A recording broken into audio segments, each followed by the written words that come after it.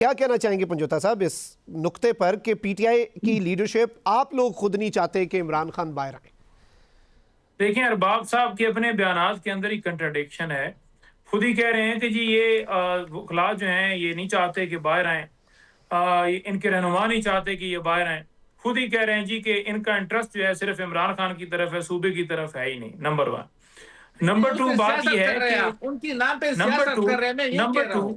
Number 2 دیکھیں, میں آپ کی بات کے اندر میں نے انٹرپشن نہیں کی, اب غور سے سنیے. نمبر 2, میں تو ہر وقت موجود ہوتا ہوں جی, دیگر لوگ بھی موجود ہوتے ہیں. رات کو واٹر کینن کا استعمال ہو رہا ہو ہر جگہ پر, ہر محاذ کے اوپر, آج ہو کل ہو پرسوں ہو. ہم مشکل وقت کے اندر ساتھ کھڑے ہیں, ہم بھاگے نہیں ہیں, ہم بگوڑے نہیں ہوئے, ہم دوسری پارٹیوں میں نہیں گئے, ہم نے نئی پارٹیاں نہیں بنائیں.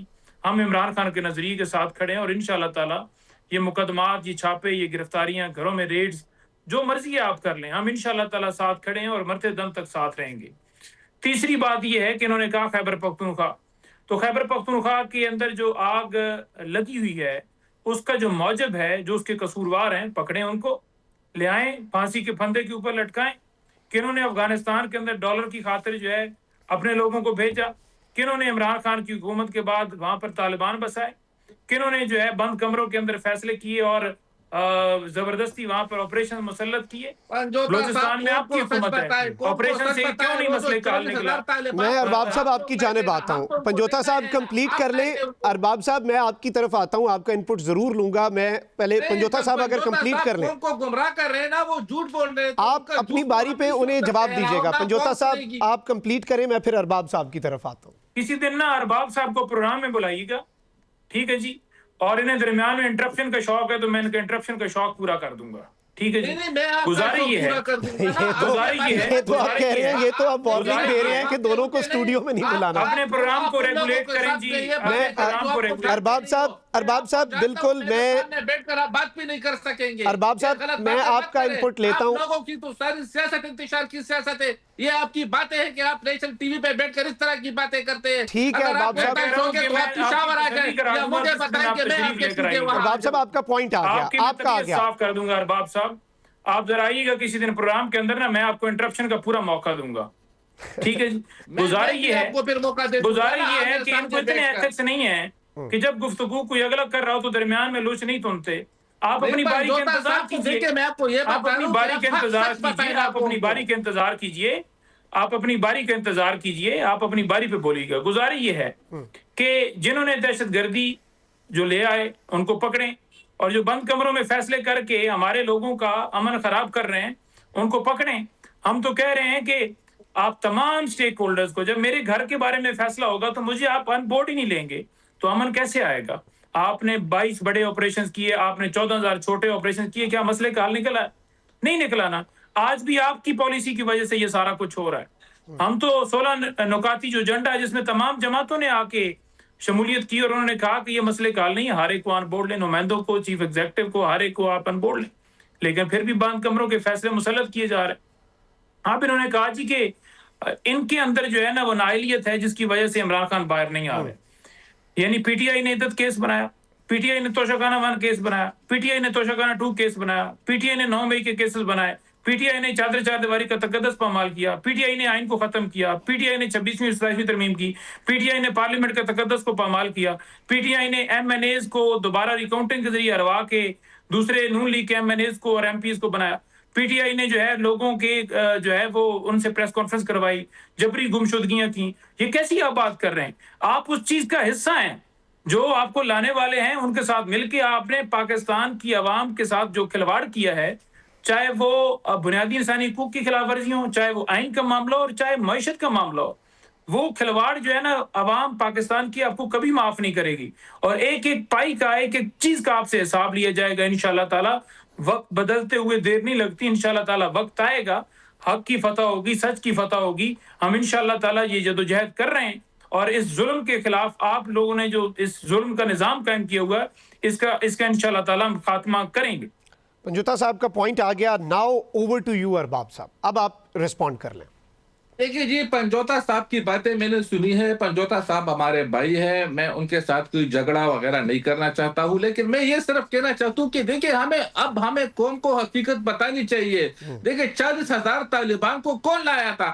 اور وزیر اعلیٰ جب ان کے تھے پرویز خٹک صاحب 2013 میں، ان کے بیانات ریکارڈ پہ موجود ہے کہ ہم طالبان کو یہاں دفاتر کھولنے کی اجازت دیتے ہیں.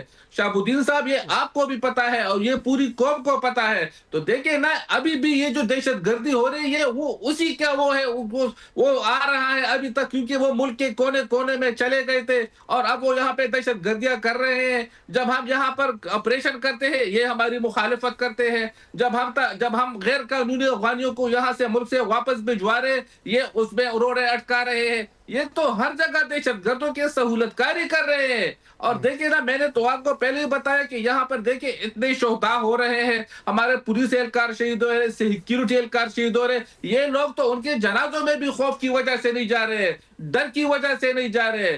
دوسرا جو ہے نا، پنجوتا صاحب کرپشن کی بات کر رہے ہیں، تو ذرا میں ان کو بتا دوں کہ خیبر پختونخوا میں جو کرپشن ہوئے تاریخ میں اس کی مثال ملنا مشکل ہے. کیونکہ یہاں پر تو ہے نا، اگر ہم صبح اخبار کھولتے ہیں ان کی کرپشن کی داستانیں، اگر ہم ٹی وی چینل کھولتے ہیں ان کی کرپشن کی داستانیں، اگر ہم سوشل میڈیا کھولتے ہیں ان کی کرپشن کی داستانیں. ہم تو یہ دیکھیں، میں تو چاہوں کہ خیبر پختونخوا کا نام کرپشتان ہی کیوں نہ رکھا جائے. یہاں پر جس قسم کی کرپشن ہو رہی ہے. اور دوسرا، پنجوتا صاحب بات کر رہے ہیں کہ یعنی ان کی پارٹی کے ساتھ زیادتیاں ہو رہی ہے، ظلم ہو رہی ہے.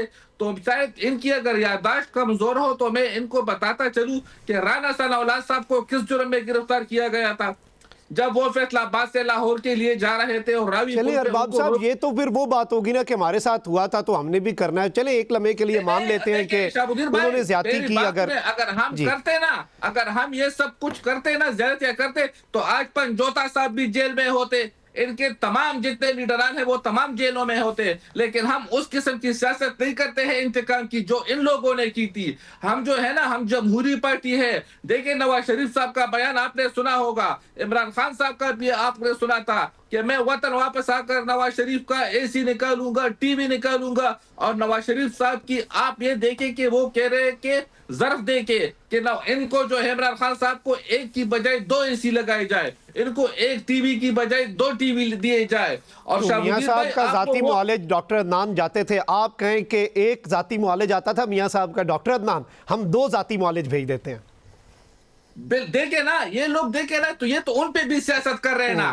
انہوں نے دیکھے کہا ہے کہ ہم دیکھیں اب عمران خان صاحب کی آنکھوں کا مسئلہ ہے تو ان کا علاج تو آنکھوں کو ڈاکٹر ہی کرے گا نا. اب اگر آپ دیکھیں نا، اگر آپ ایک موٹر سائیکل چلانے والے کو بول دے کہ آپ جا کر جہاز اڑائے تو کیا وہ جہاز اڑائے گا؟ یہ دیکھیں نا، یہ تو ویسے سیاسی گفتگو کر رہے ہیں نا. ہم ان کا علاج کرنا چاہتے ہیں. ان لوگوں کو ان کی اتنی فکر نہیں ہے جتنی ہمیں فکر ہے. اور جیلوں میں جتنی بھی قیدی ہے، چاہے وہ عمران خان صاحب ہو یا جو کوئی بھی ہو، ہم کو سب کی فکر ہوتی ہے. کیونکہ وہ جو ہے نا وہ قیدی ہے اور ان کو خدا نہ خواستہ کچھ بھی ہوتا ہے وہ حکومت کی ذمہ داری ہوتی ہے. اس لیے عمران خان صاحب کی ان سے زیادہ جو ہے نا وہ ہم ان کی خاطر تواضع بھی کر رہے ہیں. ان کو جیل میں وہ سہولیات میسر ہے جو 5 اسٹار ہوٹل میں بھی کسی کو میسر نہیں ہوتی ہے. اور یہ کیا چاہتے ہیں؟ یہ زبردستی چاہتے ہیں کہ ان کو ہاسپٹل میں ایڈمٹ کیا جائے. اب اگر ایک بندہ ٹھیک ہے، ان کو ہاسپٹل میں ایڈمٹ کرنے کی ضرورت نہیں ہے، تو یہ کیوں زبردستی ان کو بیمار ثابت کرنا چاہتے ہیں؟ صرف اور صرف اپنی سیاست چمکانے کے لیے، صرف اور صرف عوام کی سمپتی حاصل کرنے کے لیے. لیکن دیکھیں یہ قوم اب حقیقت جان چکی ہے. قوم کو پتا ہے کہ کون اس ملک کے ساتھ مخلص ہے، کون اس ملک کی فیور میں ہے، کون اس ملک کی بہتری چاہتا ہے. اگر یہ لوگ ملک کے ساتھ مخلص ہوتے تو اس وقت جو ہمیں سب سے بڑا چیلنج ہے وہ ہے دہشت گردی کا.